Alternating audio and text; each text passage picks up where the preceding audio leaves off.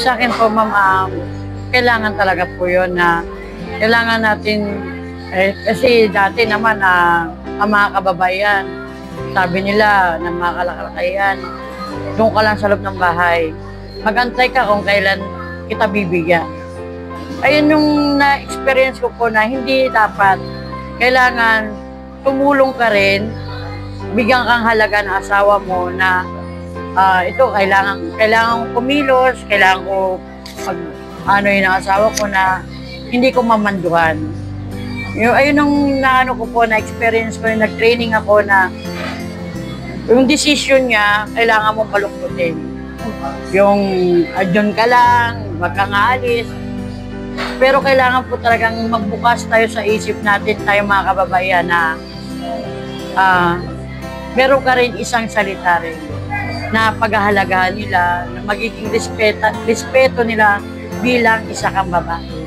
Hindi bilang isa ka lang asawa na mag-aantay lang ng hanap buhay nila. Siyempre tayo po mga kababayan na kailangan natin ng income eh. Kailangan natin na pagsarili natin. Siyempre, bibili tayo kung anong gusto natin. Tapos, mga anak natin. Hindi katulad dati na sila lang naghahanap buhay. Kahit panty, hindi makabili. Mga anak mo, nagugutom. Kaya ako noon, talaga sinabi ko sa sarili ko, mag-asawa ako, kailangan kong tumulong.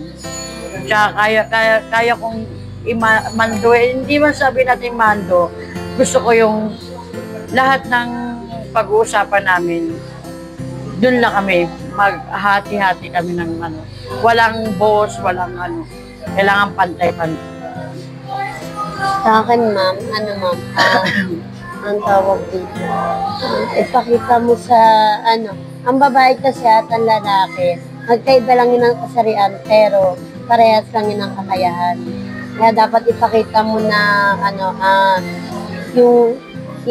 ipakita mo sa kanila na kahit babae ako, may karapatan ako.